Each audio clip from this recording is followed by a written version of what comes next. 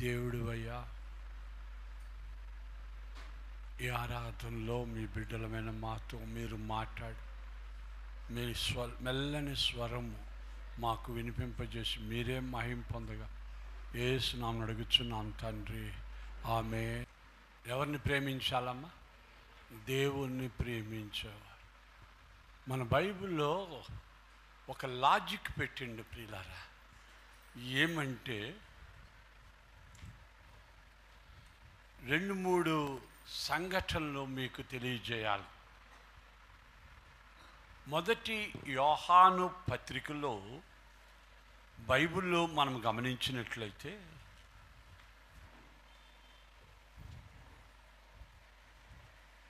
ఆ మాట రాస్తున్నాడు. ఏమంటున్నాడమ్మా? మాట చేతను నాలుక చిన్నపిల్లలారా, ఆ 3వ అధ్యాయం 18వ వచనం. చిన్నపిల్లలారా, మాటతోనూ నాలుకతోనూ కాక క్రియతోనూ ఆ సత్యముతోనూ. అది దేవుణ్ణి ప్రేమించడం అన్నదే పెదాలతో చెప్పకూడదంట.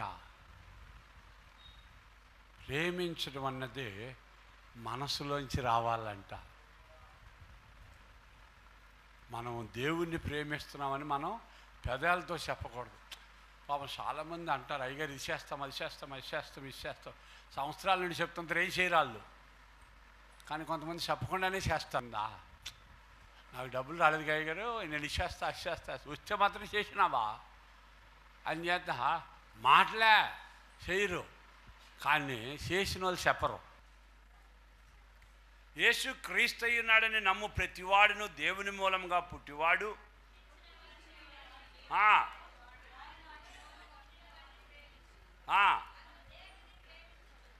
మనము దేవుణ్ణి ప్రేమించుచు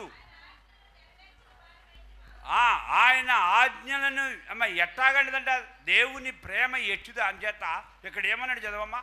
ఆయన ఆజ్ఞలు గైకొనితిమా దేవుని పిల్లలను ప్రేమించుచున్నామని దాని వలననే ఎరుగుదము. స్తోత్రాలు. అంచేత ప్రియులారా, దేవుని ప్రేమ ఎలాగుంటుందంటే, అందుకే అక్కడ అంటున్నాడు 3వ అధ్యాయం 16వ వచనంలో,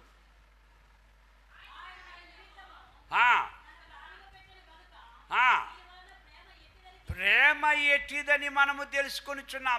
ఎలాగంట? ఆయన మనల్ని ఎంత ప్రేమించాడంటే మన కొరకు తన ప్రాణం పెట్టాడు. ఇంతగా మనల్ని ప్రేమించాడు, అన్నీ మనకి ఇచ్చేసాడు, అన్నీ వదిలొచ్చాడు పరలోకం నుండి. ఆయన గ్లోరీ టు గాడ్. పరలోకాన్ని వదిలి మన కోసం వచ్చాడు. ఇంకో సంగతి ఏంటంటే, దేవుడు తన ఏకైక కుమారుణ్ణి మనకిచ్చాడు. ఈరోజు మనం ఆయన శరీరం పూజిస్తున్నామంటే, ఆయన రక్తం తాగుతున్నామంటే, ఆయన ఏకైక కుమారుని మనకి ఇచ్చాడు, సమస్తము మనకి ఇచ్చేశాడు. అప్పుడు ఇంతగా మనల్ని ప్రేమించిన దేవుడికి మనం ఎంతగా ప్రేమిస్తున్నాం, అది పాయింట్ అక్కడ. అర్థమవుతుందా? కనుక దేవుని జనాంగమా ప్రేమ అక్కడ అంటాడు. అందుకే కొరింథీయులకు రాసిన మొదటి పత్రిక 13వ అధ్యాయంలో ఆ మాట అంటున్నాడు, మనుష్యుల భాషలతో మాట్లాడినను దేవదూతల భాషలతో మాట్లాడినను ప్రేమ లేని వాడనైతే మ్రోగిడి కంచును తాళమునై ఉన్న. స్తోత్రాలు. అందుకే 2వ వచనంలో కిందలైన ప్రేమ లేని వాడినైతే నేను వ్యర్థుడను. నేను ఎందుకంటున్నా అంటే, అమ్మా మనకి బహుమానం రాబోతుంది, దాని గురించి నేను చెప్పబోతున్నా. దేవుణ్ణి ప్రేమించే మనసు మనకుందా? అది పాయింట్. అన్నిటికన్నా ఎక్కువగా ఆయనే ఇచ్చినాడు. నేను జాగ్రత్త చెప్పి, అన్నిటికన్నా ఎక్కువగా ప్రభువుని ప్రేమించే మనసు మనకుందా? హల్లెలూయా చెప్తామా? ఎవరిని ప్రేమించే మనసమ్మా? ప్రభు. అంటే ఏంటంటే, నేను ప్రేమిస్తాను అయ్యగారు అని అండంగా. ప్రేమ ఎంత గొప్పదంటే, దీనికన్నా ఎక్కువగా పేతురుని అడుగుతున్నాడు. దీనికన్నా ఎక్కువగా అంటే, ఈ చేపల కన్నా ఎక్కువగా, ఈ డబ్బు కన్నా ఎక్కువగా, ఈ సొమ్ముల కన్నా ఎక్కువగా, ఈ కారు కన్నా ఎక్కువగా ప్రేమిస్తున్నా. అప్పుడు చూడండి అమ్మా, కొంతమంది స్త్రీలు యేసయ్యకి పరిచర్య చేసినారంట. లూకా సువార్తలో కొంతమంది స్త్రీలు యేసయ్యకి పరిచర్య చేస్తూ ఎలా చేశారంట? 8వ అధ్యాయంలో 2వ వచనంలో 12 మంది శిష్యులను, అపవిత్ర ఆత్మలను, వ్యాధులను పోగొట్టబడిన కొందరు స్త్రీలను, అనగా 7 దయ్యములు వదిలిపోయిన మగ్దలేనే అనబడిన మరియయు, హేరోది యొక్క గృహ నిర్వాహకుడకు కూజా భార్య యోహన్నయు, సూసన్నయు ఆయనతో కూడింది. వీరును ఇతరులు అనేకులు. ఎలాగంట చెప్పండి అమ్మా, ఊరకే సేవ చేశారా? ఊరకే వెంబడించారా? చెప్పండి అమ్మా. తమకు కలిగిన ఆస్తితో కూడా. అంటే ఏంటంటే, యేసయ్యా కావాలంటే ఆస్తి కూడా నీకు ఇచ్చేస్తా, నువ్వు ఉంటే చాలయ్యా, కావాలంటే నా ప్రాణమైనా నీకు ఇచ్చేస్తా, హల్లెలూయా, నా జీవితమే నీకు అంకితం చేస్తా. ఆయన తప్ప నాకేదొద్దయ్యా. స్తోత్రాలు. అర్థమైందా? ఎట్టమ్మా, నాకంటూ లోకాన ఏది లేదయ్యా, ఒకవేళ ఉందంటే నీవిచ్చినదే ప్రభువా. నాకంటూ లోకాన ఏది లేదయ్యా, ఒకవేళ ఉందంటే నీవిచ్చినదే ప్రభువా. నీదే నీదే బ్రతుకంతా నీదే, నీదే నీదే బ్రతుకంతా నీదే. నాకంటూ లోకాన ఏది లేదయ్యా, ఒకవేళ ఉందంటే నీవిచ్చినదే ప్రభువా. నాకు ఉన్న సామర్థ్యం, నాకు ఉన్న సౌకర్యం, నాకు ఉన్న సౌకర్యం, నాకు ఉన్న సౌకర్యం, నాకు ఆరగించే ఆహారం, అనుభవించే ఆరోగ్యం, ఆరగించే ఆరోగ్యం కేవలం నీదేనయ్యా, కేవలం నీదేనయ్యా. నాకంటూ లోకాన ఏది లేదయ్యా, ఒకవేళ ఉందంటే నీవిచ్చినదే ప్రభువా. నాకంటూ లోకాన ఏది లేదయ్యా, ఒకవేళ ఉందంటే నీవిచ్చినదే ప్రభువా. కనుక ఏది మంది కాదు, అయినా దేవుడికి ఇవ్వాలంటే మనసు రాదు. అది ఎట్టాగా? అన్నీ ఆయన ఇచ్చినవే. అప్పుడు ఆయనకి ఇవ్వాలంటే ఎందుకు మనం బాధపడుతున్నాం అర్థం కాదు. మత్తయి సువార్తలో ఆయన 2-3 సార్లు రిపీటెడ్గా అన్న మాట మనం గమనిద్దాం. ఏమంటున్నాడంటే చూడండి అమ్మా, ఏమన్నాడమ్మా? మత్తయి సువార్తలో తిరిగి 2-3 సార్లు ఏమన్నాడు?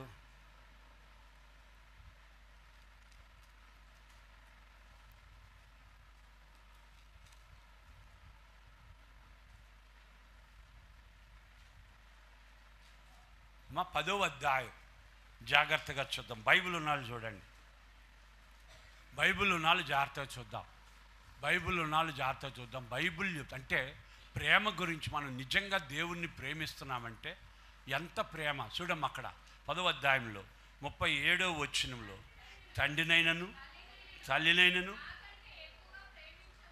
నాకంటే ఎక్కువగా ప్రేమించువాడు. ఫస్ట్ పాయింట్, ఎవరిని ఎక్కువ ప్రేమిస్తే చెప్పండి అమ్మా, నువ్వు ఎవరి మాట అంటున్నావు? మొదట పెట్టిన క్లాజ్ ఏంటంటే, మీ అమ్మకన్నా మీ నాన్నకన్నా నన్ను ఎక్కువ ప్రేమిస్తున్నావా? కన్న తండ్రికున్నదా నీ ప్రేమ, అన్నదమ్ముకున్నదా నీ ప్రేమ, నీ చెల్లికున్నదా నీ ప్రేమ, తల్లికున్నదా నీ ప్రేమ, కన్న తండ్రికున్నదా నీ ప్రేమ, నీ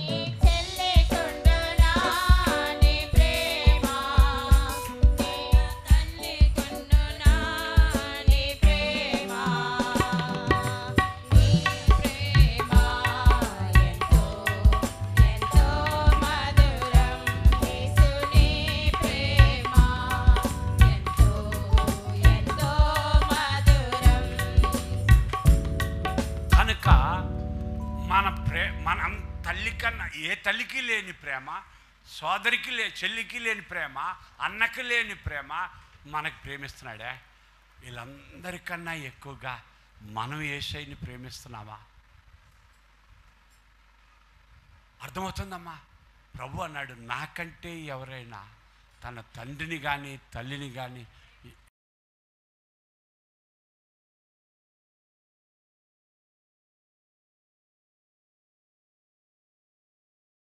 టాటా చెప్పడానికి అందరు రెడీయా. వాళ్ళు పెన్షన్ ఇస్తే పనులు ఇవ్వకపోతే టాటా బై బై అంతా. కానీ కిందనో మాట పెట్టాడు, అది చాలా బాధకరమైన మాట. ఏమన్నాడమ్మా? కుమారునైనను కుమార్తెనైనను నాకంటే ఎక్కువగా ప్రేమించు. హల్లెలూయా. అర్థమవుతుందా? కుమారునైనా కుమార్తెనైనా నాకంటే ఎక్కువ ప్రేమిస్తే నాకు ఇంకా అమ్మా ముఖ్యమా? చెప్పండి అమ్మా. ఇంకా పిల్లల కన్నా దేవుని ప్రేమించమంటే సొమ్ముల కన్నా అన్నిటికన్నా ఇంకెవరిని ఎక్కువ ప్రేమించాలి? యేసయ్యని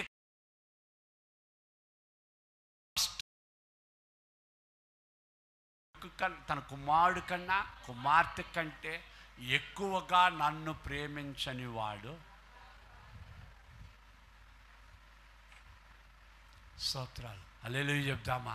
చాలామంది అంటారు, ఆశ్రమ దగ్గర చెప్తా ఉన్నారు, ఆమె ఇంకా ఏడుస్తూ ఉంటుంది, నువ్వు కాబట్టి ఆశ్రమ పిల్లలు దూరంగా ఉంటే నువ్వు ఇదైనావు, మేము ఉండలేము అంటుంటారు. అప్పుడు మీరు పనికిమాలినోలే అనాలి. ఎందుకంటే రోమన్ క్యాథలిక్లో చూడండి నాయన, నన్నులు సిస్టర్లుగా నాయన బ్రదర్స్గా వాళ్ళ కొడుకుల్ని ఇచ్చేస్తానులే. వాళ్ళు లైఫ్ లాంగ్ బ్రదర్సే, లైఫ్ లాంగ్ సిస్టర్లుగా వాళ్ళు ఉండిపోతారు. ఇంకా వాళ్ళు ఎవరిని రాండ్రు, మంచి బాగా చదువుకునే ఎవరిని రాండ్రుని, బాగా చదువుకునే యవనస్తుల్ని బ్రదర్స్కి సిస్టర్ల కింద ఆ క్యాథలిక్ చర్చిలో వదిలేస్తారు వాళ్ళు. అర్థమైందా? అంతేగాని ఆశ్రమ మా కొడుకును మేము అలా ఉండలేము, మా కూతురుని వదిలే మా కొడుకుని వదిలేంతే.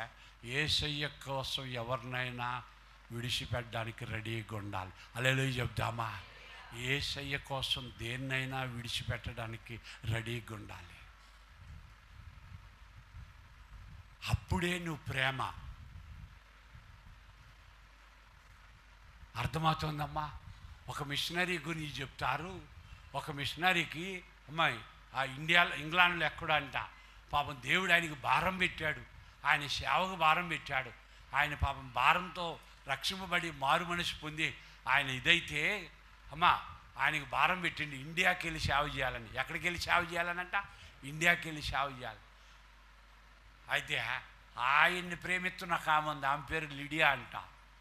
ఇప్పుడు ఆయనకి ముందు రెండు కనబడ్డాయి, ఇండియాకి వెళ్ళాలా లిడియాని పెళ్లి చేసుకోవాలా, ఇండియావా లిడియావా, ఇండియావా లిడియావా. నీకు లిడియా కావాలంటే నేను వద్దు, నాకు టాటా చెప్పాయి, లేదా నేను కావాలంటే లిడియాకి టాటా చెప్పు. హల్లెలూయా. మీకు అర్థమవుతుందా? ఓరకే ప్రేమించదని కాదు పాట. ఎవరికి టాటా చెప్పడానికైనా నువ్వు రెడీగా ఉన్నావా?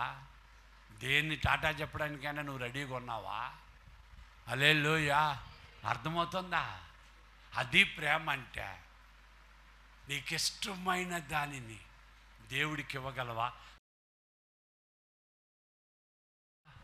నీకు ఇష్టమైంది దేవుడు అడుగుతున్నా, నీకు ఇష్టమైంది ఎత్తిపెట్టుకొని ఇష్టంగా దేవుడికి ఇచ్చేస్తాం కదా.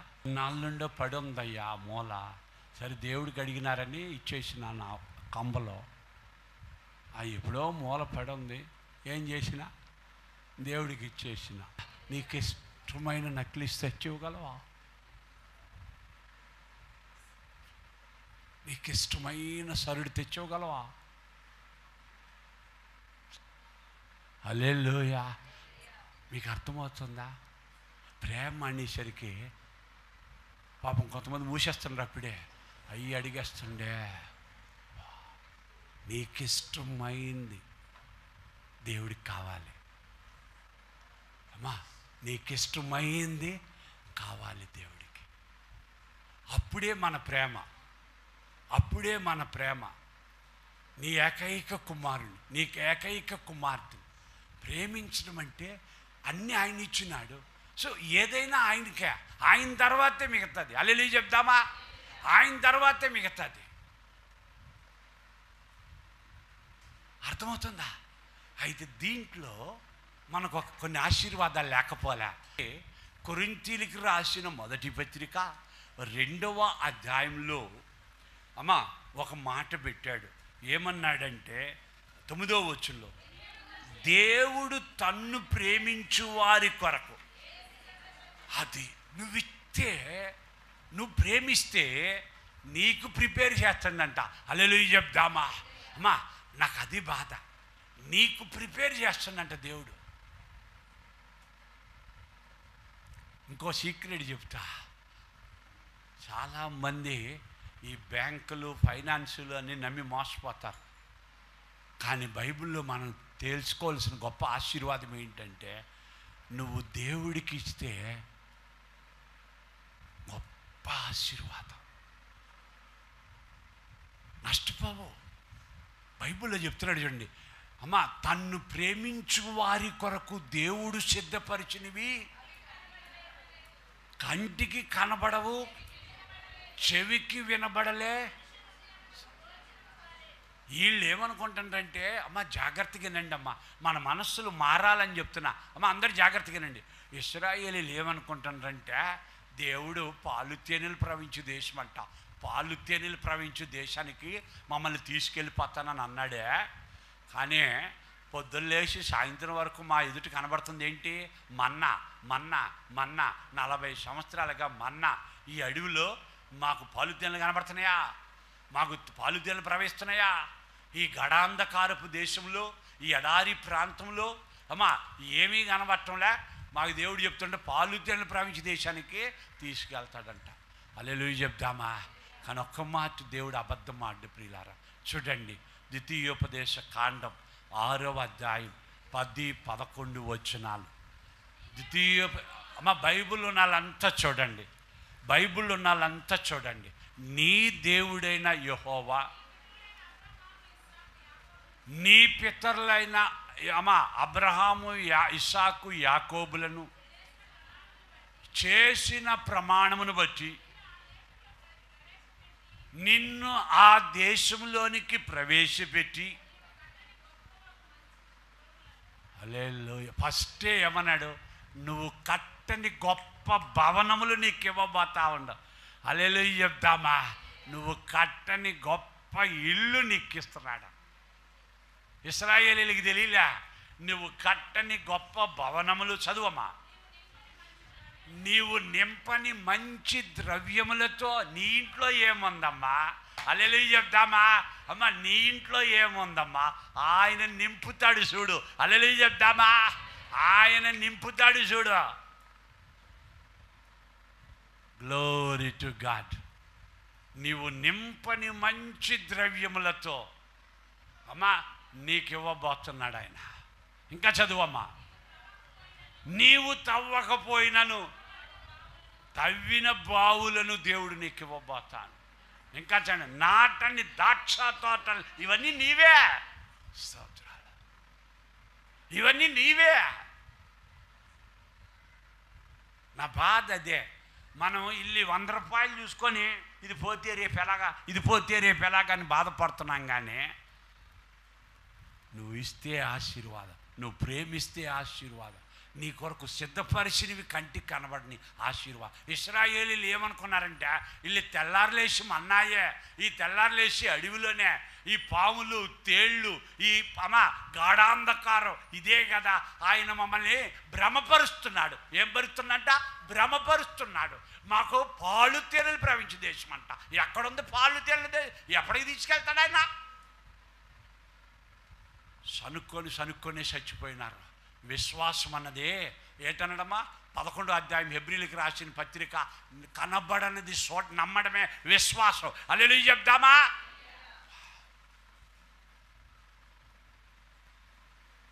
కనబడనిది ఉన్నదని నమ్మడమే విశ్వాసం.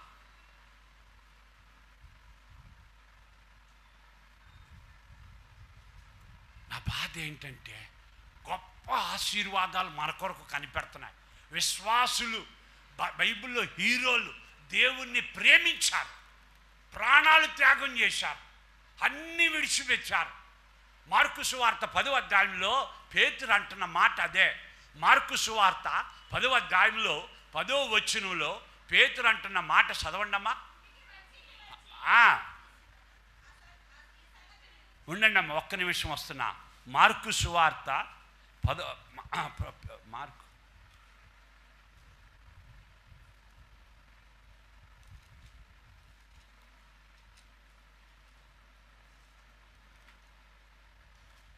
10వ అధ్యాయంలో మా ఒక్క నిమిషం వస్తుంది.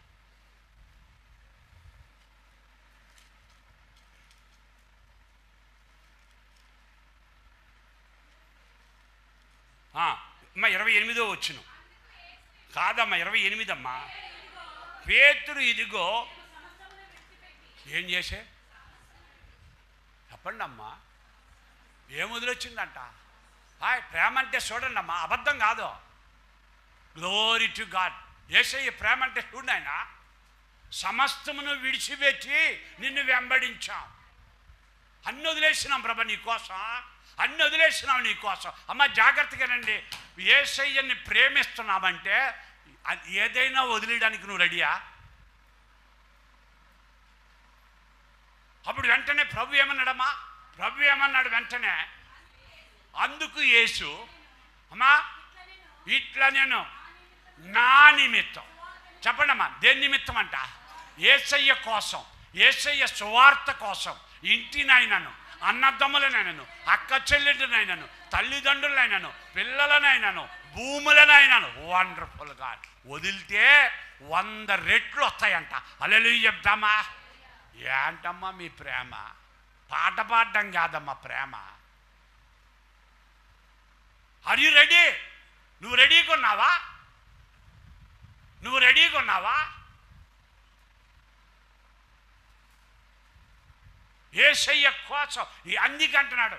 మనకి నా వేదన ఏంటంటే 2 విషయాలు మీరు మిస్ అవుతున్నారు.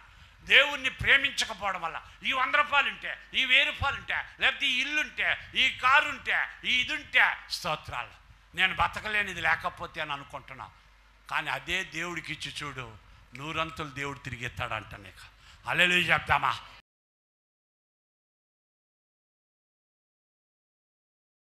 నీకిష్టమైనది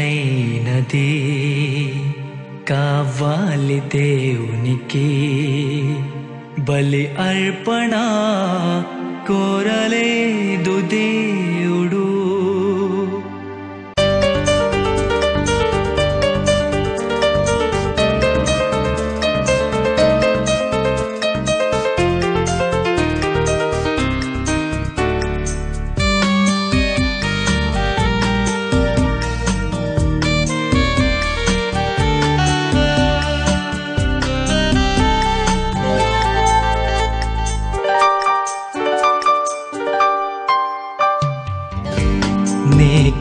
నీకిష్టమైనది కావాలి దేవునికి, బలి అర్పణ కోరలేదు దేవుడు.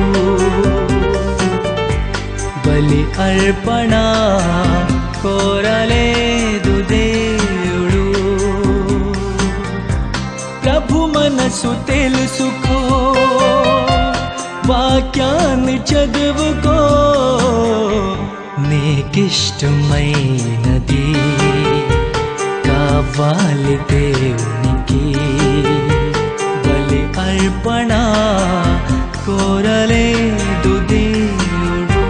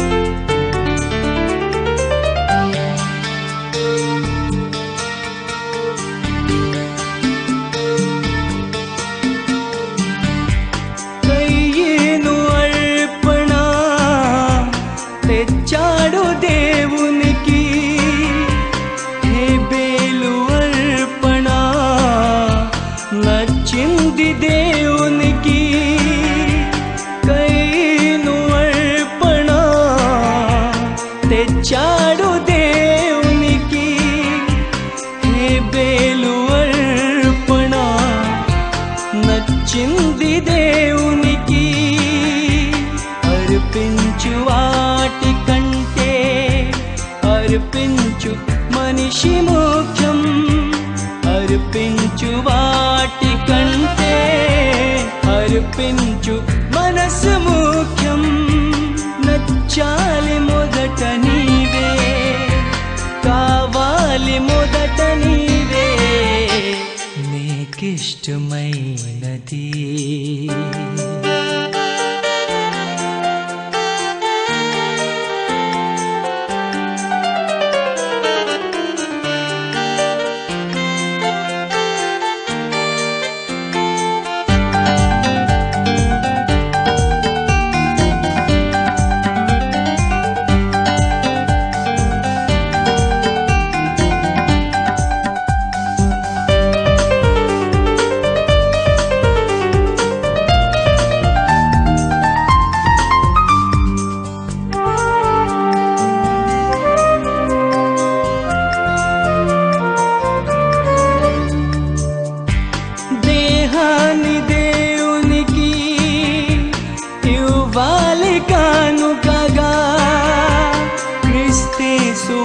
దేహం కావాలి యాగముగా, దేహాన్ని దేవునికి ఇవ్వాలి కానుకగా. క్రీస్తు వలె దేహం కావాలి యాగముగా. నీ ధనము ధాన్యము కంటే ఒక పాపి మార్పు ముఖ్యం. నీ ధనము ధాన్యము కంటే ఒక పాపి మార్పు ముఖ్యం. ప్రకటించు క్రీస్తు కొరకే, మరణించు పాపి కొరకే, నీకిష్టమైనది కావాలి దేవునికి. బలి అర్పణ కోరలేదు దేవుడు, బలి అర్పణ కోరలేదు దేవుడు. ప్రభు మనసు తెలుసుకో, వాక్యాన్ని చదువుకో, నీకిష్టమైనది కావాలి దేవుడు.